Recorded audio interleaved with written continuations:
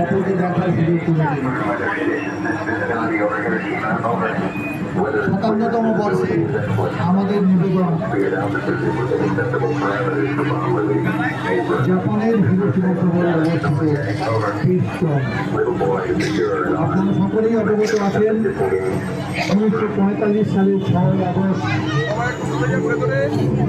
জাপানের হিরোশিমা শহরে মার্কিন বোমা বিমানের নিক্ষেপিত বিশ্বের প্রথম পারমাণবিক বোমা লিথিল বয়ের আঘাতে শহরটি সম্পূর্ণ ভস্মীভূত হয়ে গিয়েছিল।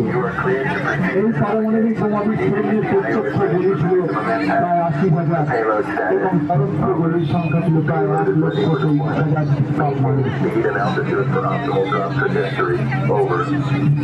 পারমাণবিক বোমার বিভৎসতায় হয়ে যাওয়া যে বিল্ডিংটি আপনারা দেখছেন, এটি বর্তমানে হিরোশিমা শহরে অবস্থিত একটি সংগ্রহশালা। এটির নাম কিডস্টোন, যার মধ্যে হিরোশিমার ভয়াবহতা সংক্রান্ত বেশ কিছু মূল্যবান ছবি আজও সংবলিত হয়ে আছে। আপনারা